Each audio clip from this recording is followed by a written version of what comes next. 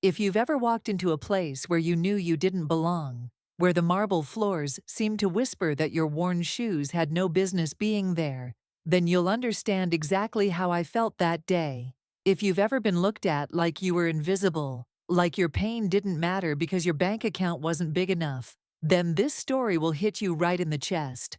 I'm about to tell you something that happened to me that was so unbelievable, so impossible, that even now, months later, I sometimes wonder if I dreamed it all. But I didn't dream it. Every word of what I'm about to share with you actually happened. And when you hear how this story ends, when you discover what happened after I was turned away from that hospital while my husband was dying, you're going to get chills. You're going to sit there with your mouth open, wondering how life can sometimes work in ways that seem absolutely impossible.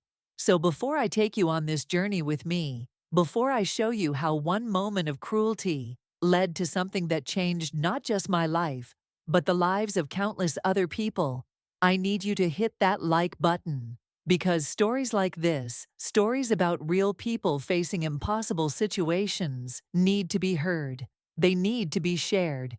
And if you're anything like me, if you've ever felt small in a world that seems designed for people with bigger wallets and louder voices, then you need to subscribe right now. Trust me when I tell you that by the end of this story, you'll understand why love is the most powerful force in the universe, and why sometimes the most unexpected people become our guardian angels. 22 years, that's how long Robert and I had been married when everything fell apart in the span of a single phone call. 22 years of sharing morning coffee, of him leaving little notes in my lunchbox, of falling asleep to the sound of his steady breathing. We weren't rich by any stretch of the imagination. I cleaned office buildings downtown, and Robert worked maintenance at the local community college. But we were rich in the ways that mattered.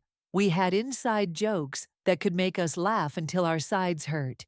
We had Sunday morning pancakes and evening walks around our neighborhood, where we'd wave to Mrs. Henderson watering her roses. Our little house had a mortgage we'd been chipping away at for 15 years. We drove cars that were older than some of the kids Robert helped at the college, but they got us where we needed to go. We had a modest savings account that we'd built up dollar by dollar, planning for the vacation to Yellowstone we'd been dreaming about since our 10th anniversary.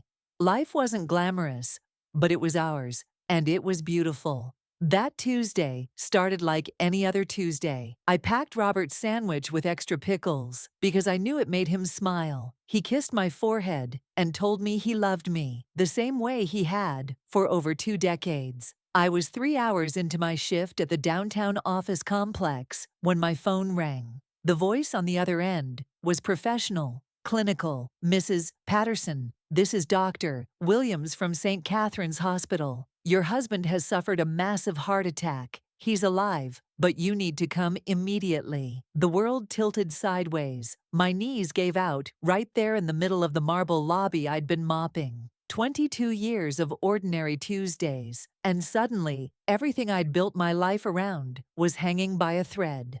I dropped my mop, grabbed my purse, and ran to my beat-up Honda like my life depended on it. Because in that moment, I realized it did.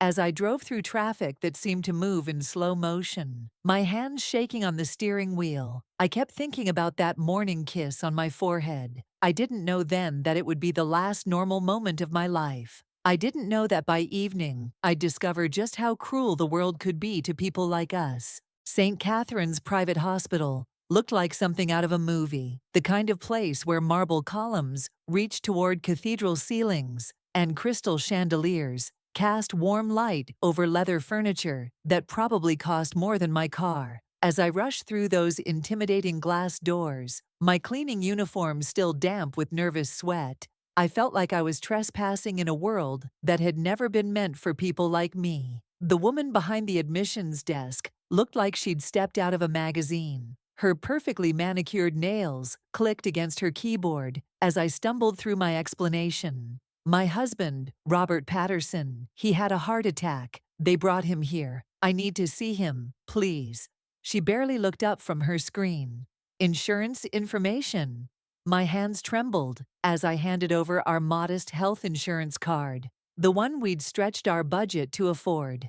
She scanned it with the enthusiasm of someone reading a grocery list. Then her expression shifted. It was subtle at first, just a slight tightening around her eyes, but I caught it. "I'm sorry, Mrs. Patterson, but your coverage doesn't qualify for our premium cardiac unit. Your husband will need to be transferred to County General Hospital." The words hit me like a physical blow. "What do you mean transferred? He's here now. He needs help now. Our cardiac specialists require a different tier of insurance. County General has perfectly adequate facilities for your situation." Her voice was as cold as the marble beneath my feet. I leaned across that pristine desk, my voice breaking. "Please, we have some savings. We can pay something. He's been my husband for 22 years. I'll do anything." She finally looked at me directly, and what I saw in her eyes was worse than anger or frustration. It was indifference. Complete, absolute indifference to my desperation. "I'm sorry, but hospital policy is very clear. The transfer is already being arranged." 30 minutes later, I watched as they wheeled my Robert out of those gleaming halls and loaded him into an ambulance bound for County General. As I stood in that parking lot, watching the ambulance disappear into traffic, I felt something inside me break. Not just my heart, but my faith in fairness, in basic human decency. I had never felt so small, so powerless, so utterly invisible in my entire life. County General Hospital was a different world entirely. Where St. Catherine's had whispered wealth and exclusivity, County General screamed desperation. The fluorescent lights buzzed overhead, casting harsh shadows on cracked linoleum floors. The waiting room chairs were bolted to the floor, their plastic seats worn smooth by thousands of people who'd sat exactly where I was sitting now, clutching the same kind of fear I held in my chest. The smell hit you first, disinfectant trying its best to mask something deeper, something that spoke of too many people, too little time, too few resources. Families clustered together on those uncomfortable chairs, speaking in hushed, worried voices. Children cried while their parents bounced them absently,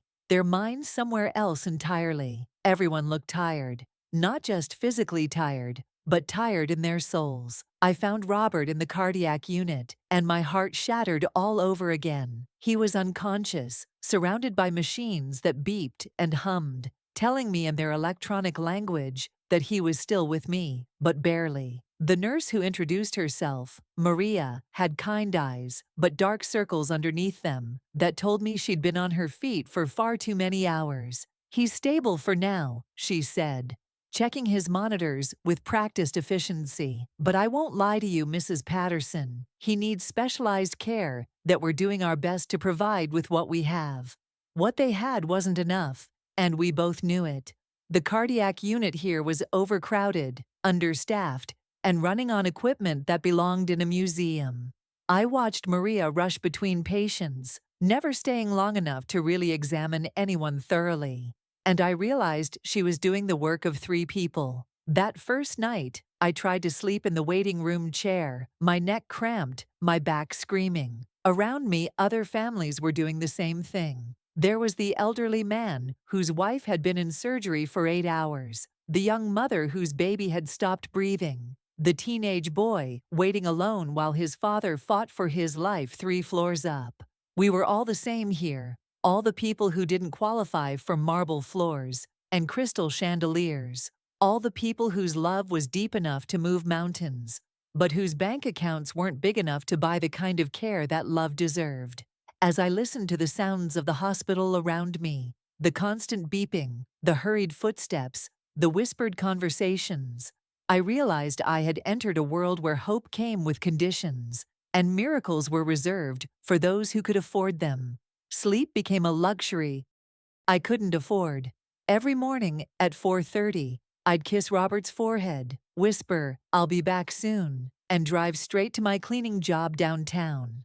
My supervisor, Mrs. Chen, took one look at my red-rimmed eyes that first morning and quietly added 2 extra office buildings to my route.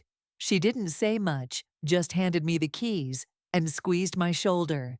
"Extra pay," she said simply. And I nearly cried, right there in the supply closet. I worked like a woman possessed, scrubbing floors until my knees bled through my uniform pants, cleaning windows until my arms ached so badly I could barely lift them. Every dollar mattered now. Every single penny was a building block toward getting Robert the care he deserved. I'd finish my shifts and race back to County General, spending my lunch breaks holding his hand and whispering stories about our life together, hoping somehow he could hear me. Our little house started to empty out. First went my grandmother's china set, the one I'd treasured for 15 years. Sold it to a collector for $300. Then Robert's tools, the ones he'd accumulated over decades of fixing everything that broke in our neighborhood. His fishing gear, my sewing machine, the antique mirror we'd bought at a flea market on our 5th anniversary. Each item that left our house took a piece of our history with it. But I didn't care. Things could be replaced. Robert couldn't. I called everyone. My sister in Portland, my cousin who worked at the bank, Robert's old college roommate who'd done well for himself in real estate. I swallowed my pride and asked for help, something I'd never done in 22 years of marriage. Some people contributed what they could. Most made excuses. A few stopped taking my calls altogether. I learned quickly who your real friends are when your world catches fire.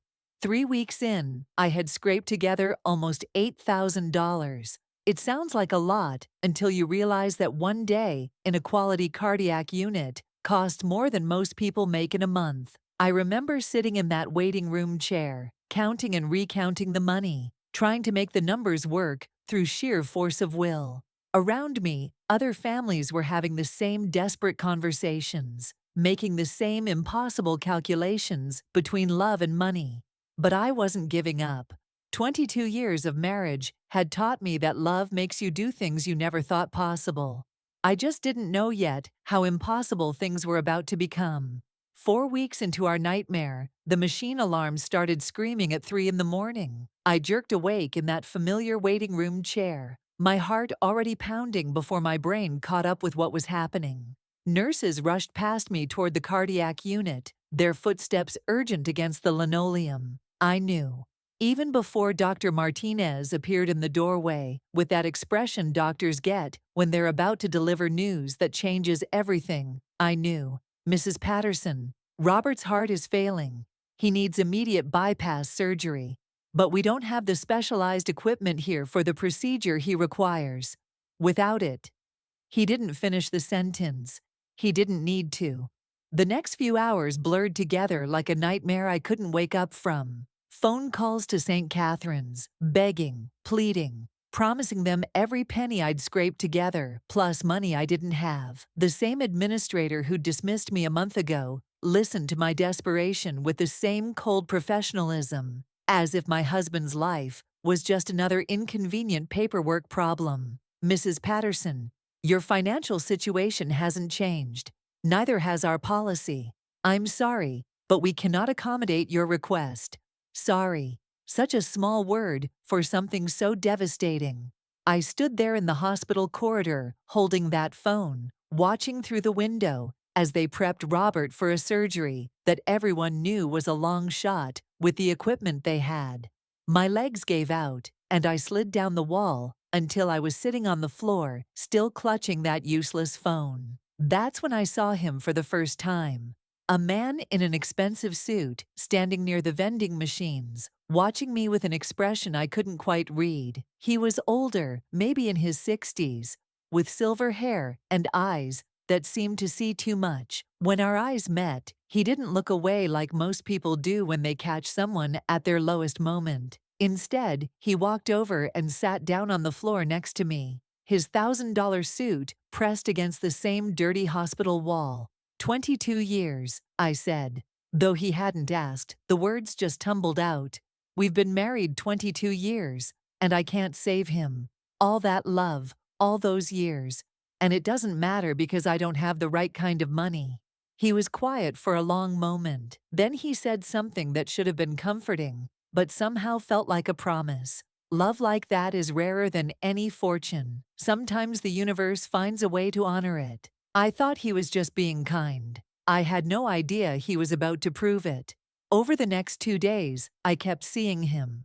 The man in the expensive suit would appear at the strangest moments, standing by the coffee machine when I was counting change for my third cup of hospital coffee, sitting in the corner of the waiting room, reading a newspaper when I thought I was alone, walking quietly past Robert's room when I was holding my husband's hand and telling him about our first dance at my sister's wedding. He never intruded, never tried to start conversations, but there was something about his presence that felt deliberate, not threatening, just intentional, like he was studying something, trying to understand a puzzle only he could see. Most people in hospitals avoid eye contact, afraid that grief might be contagious. But when our eyes met, his held a kind of recognition that made me feel less invisible. On the third day, he approached me in the hospital cafeteria. I was staring at a sandwich I couldn't afford to buy, but was too exhausted not to need, when he slid into the seat across from me. Up close, I could see the quality of everything he wore. The watch that probably cost more than my annual salary. The shoes that whispered money with every step. But his eyes were tired in a way that had nothing to do with lack of sleep. "I've been watching you," he said, and before I could panic, he held up his hand. "Not in any way that should frighten you. I've been watching how you love your husband." I stared at him. "I'm sorry, do I know you?" "No, you don't. But I know love when I see it. Real love. The kind that moves mountains and changes everything." He paused, studying my face. "How long have you been married?" 22 years. The answer came automatically. It was becoming my standard response to everything. Like those 2 decades were the only credential I had left. 22 years, he repeated. And something shifted in his expression. "And you've never given up on him?" "Not once." It wasn't a question, but I answered anyway. "Never. I won't." He reached into his jacket and pulled out a business card, setting it on the table between us. I glanced at it. Alexander Morrison, Morrison Technologies. The name meant nothing to me then.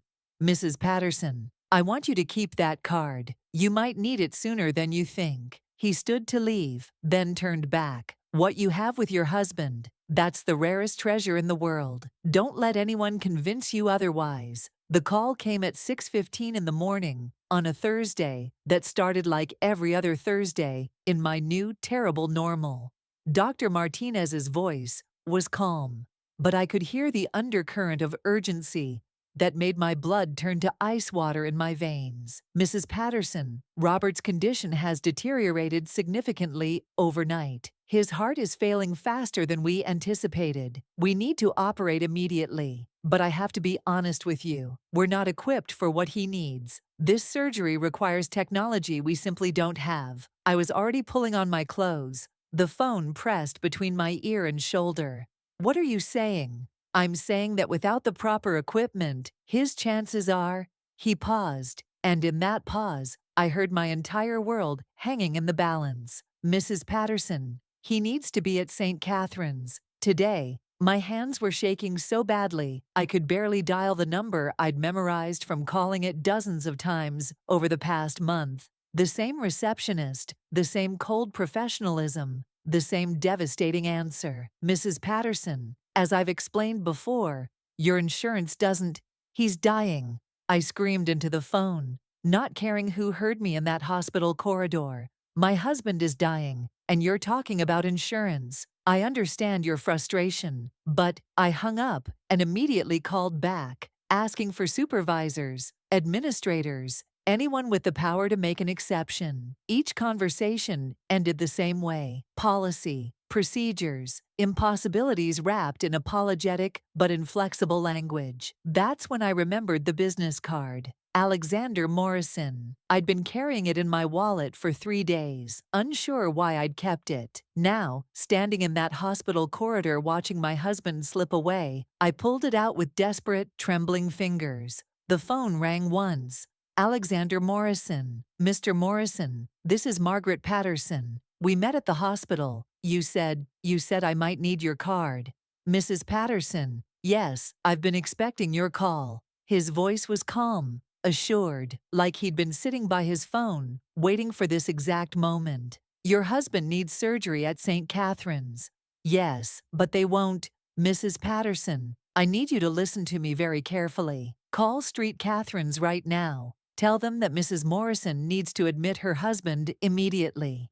I don't understand, Mrs. Morrison. Trust me, make the call. My hands were shaking as I dialed St. Catherine's again, using words I didn't understand, making a claim that made no sense. And then everything changed. The transformation was instant and absolute. The moment I said Mrs. Morrison, the receptionist's voice changed from dismissive indifference to something bordering on panic. Mrs. Morrison, please hold one moment. The line went silent, then erupted with activity. I could hear muffled conversations, urgent whispers, the sound of keyboards clicking frantically. When she returned, her voice was completely different. Mrs. Morrison, I sincerely apologize for any confusion. We'll have an ambulance dispatched to County General immediately to transport your husband. Our finest cardiac team is being assembled as we speak. I stood there in that hospital corridor, phone pressed to my ear, feeling like I'd stepped into someone else's life. What changed? Ma'am, we had some miscommunication in our system. Everything is being corrected now. Your husband will receive our absolute best care. The next hour moved like a perfectly choreographed dance. The ambulance arrived with equipment I'd never seen before. Paramedics who treated Robert like he was the most important patient in the world. As they loaded him carefully into the vehicle, one of them actually apologized to me for the delay in getting proper care. At St. Catherine's, the same marble floors that had felt so intimidating a month ago now seemed to part before us like the Red Sea. The administrator who had dismissed me, who had looked right through me like I didn't exist, was suddenly standing in the lobby with a team of assistants, wringing her hands and speaking in the kind of deferential tones usually reserved for royalty. Mrs. Morrison, please accept our deepest apologies for any inconvenience. Dr. Peterson, our chief of cardiac surgery, is personally overseeing your husband's case. Is there anything at all we can do to make you more comfortable? I was still wearing my cleaning uniform. I still had the same modest insurance card in my wallet. My bank account hadn't magically filled with money. But suddenly, none of that mattered. Suddenly, I was someone who mattered. That's when I saw him again. Alexander Morrison walked through those glass doors with the kind of presence that made everyone in the lobby turn and look. He moved with quiet authority toward the administrator, said something in a voice too low for me to hear, and then approached me. Mrs. Morrison, he said, and the way he said it made something click into place. Your husband is in the best possible hands now. I don't understand what's happening, I whispered. He took my arm gently, guiding me toward the elevator. Sometimes the system needs to be reminded who really holds the power. Alexander led me to a private family room on the top floor of St. Catherine's, a space I didn't even know existed. Floor-to-ceiling windows overlooked the city, and the furniture was the kind you sink into rather than perch on. He poured me a cup of coffee from an actual coffee service, not the machine sludge I'd been surviving on for weeks. My hands were still shaking as I wrapped them around the warm porcelain cup. You're wondering who I am, he said, settling into the chair across from me. Why a complete stranger would claim you as his wife to get your husband the care he needs. I nodded, unable to find words. Nothing about this made sense. Nothing about the past hour felt real. My name is Alexander Morrison. I built Morrison Technologies from nothing, and somewhere along the way, I made more money than any one person should ever have. He stared out the window at the city below. 5 years ago, my wife Elena had a stroke while I was in Tokyo, closing a business deal. A stroke that should have been survivable with immediate, proper care. His voice grew quiet. She was rushed to a hospital that didn't have the right equipment. The hospital that could have saved her wouldn't take her insurance. By the time I flew back and could arrange for her transfer, it was too late. All the money in the world. And I couldn't save the woman I'd loved for 31 years because I wasn't there to break down the right doors. I set down my coffee cup, my heart breaking for this man I barely knew. Since then, I've been, let's call it, a guardian angel for families like yours. Families where love is deeper than any ocean. But the system doesn't care because your bank account isn't impressive enough. He looked directly at me. I've been watching you, Margaret, watching how you never left his side, how you sold everything you owned, how you fought for him every single day without ever giving up. But why claim I was your wife? Because in this world, power speaks louder than love. And sometimes good people need someone with power to amplify their voice. He leaned forward. Your love for Robert reminds me of what Elena and I had. It's rare, it's precious, and it deserves to be protected. Through the windows, I could see the hospital staff scurrying around below, suddenly treating my husband like he was the most important patient in the building. I've had money my whole life, Alexander continued, but I've never seen wealth like what you and Robert have. While Robert was in surgery, Alexander and I sat in that private family room, and I watched him make phone calls that would change everything. Not just for us, but for every family that would walk through St. Catherine's doors after us. His voice was calm, measured, but there was steel underneath every word. Dr. Harrison, he said to what I assumed was the hospital's chief administrator, I want to discuss the Patterson case and several others I've been reviewing. There was a pause. Yes, I'll be conducting a full audit of your admission policies. We'll start with how a woman was denied care for her dying husband while having adequate insurance. I could hear the panicked voice on the other end, though I couldn't make out words. Alexander's expression never changed. I'm also establishing the Elena Morrison Emergency Care Fund, effective immediately. Any patient denied care due to insurance inadequacy will be covered fully. Yes, that's a blank check. Yes, I mean it. Another pause. And Dr. Harrison, Mrs. Patterson will be personally consulted on the new admission protocols. She has insights you clearly lack. When he hung up, I stared at him in disbelief. You can't just change an entire hospital's policy. Margaret, when you own the building they're sitting in, you can change whatever you want. He smiled, but it was sad around the edges. I bought this place 2 years ago, after Elena died. I've been waiting for the right moment to fix what's broken here. 20 minutes later, Dr. Harrison himself appeared in our doorway, practically wringing his hands. Behind him was the same administrator who had dismissed me so coldly weeks ago. She couldn't meet my eyes. Mrs. Morrison, Mr. Morrison, please accept our sincerest apologies for the oversight in Mr. Patterson's case. Dr. Harrison's voice was careful, precise. We're implementing immediate policy changes to ensure this never happens again. The administrator finally spoke, her voice barely above a whisper. We had no idea. We should have looked more carefully at the coverage options available. I looked at this woman who had treated me like I was invisible, who had spoken to my desperation with such cold indifference. Now she stood before me, trembling, probably terrified for her job. Part of me wanted to feel satisfaction, wanted to watch her squirm the way she'd made me squirm. Instead, I felt something else entirely. What matters now is that other families don't go through what we went through, that love gets the respect it deserves, regardless of someone's bank balance. Alexander squeezed my hand. Exactly. This isn't about revenge.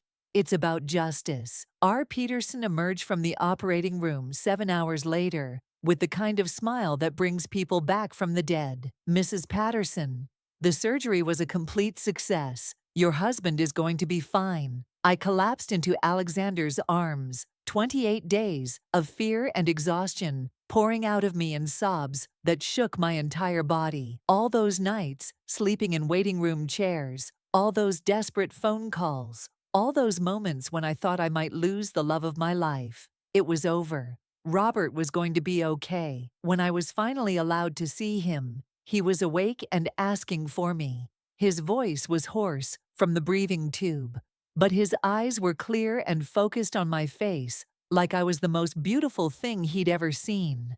Maggie, he whispered, using the nickname he'd called me since our second date. You look tired." I laughed and cried at the same time. "You scared me, Robert Patterson. Don't you ever do that again."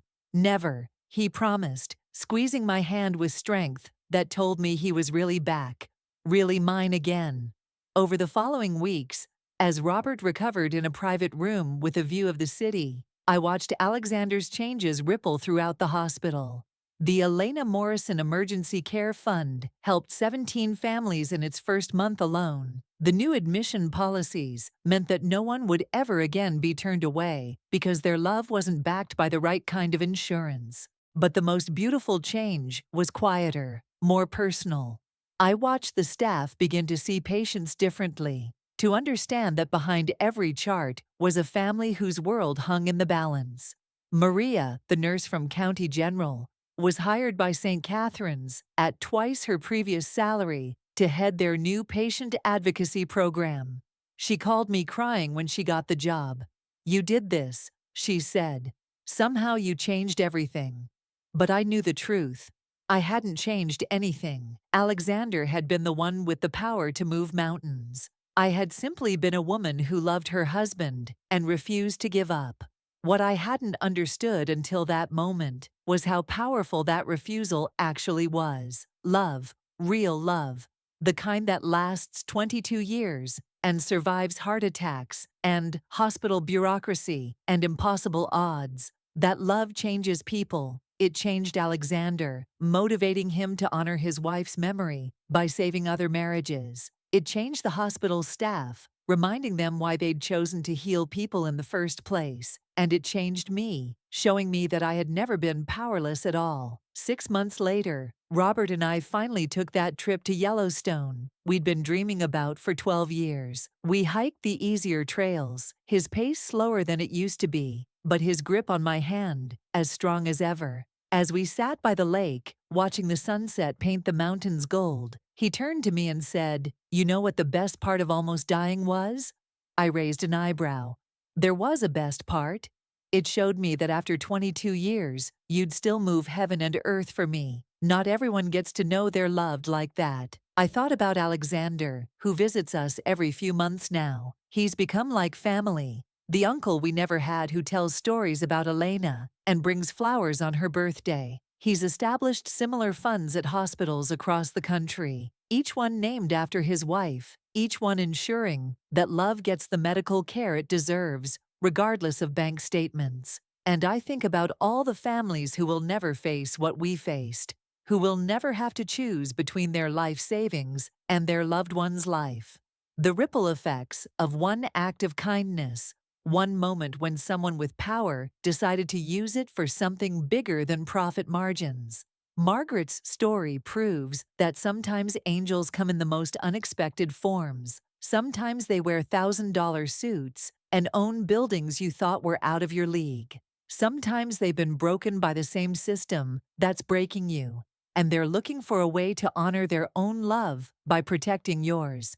If this story moved you, if it reminded you that love really is the most powerful force in the universe, then smash that subscribe button right now. Share this story with someone who needs to hear that miracles are real, that guardian angels exist, and that love always finds a way to win in the end. What would you have done in my situation? Would you have fought as hard as I did? Would you have trusted a stranger who claimed to be your husband? Let me know in the comments below, because I read every single one, and your stories matter to me. Remember this: the most powerful force in the world isn't money, isn't influence, isn't connections or status, or any of the things society tells us matter. The most powerful force in the world is the love we have for each other. And when that love is real, when it's deep, when it's the kind that lasts 22 years and survives the unthinkable, that love can move mountains. It can change hospital policies and heal broken hearts and create miracles that seem impossible until they happen right in front of your eyes.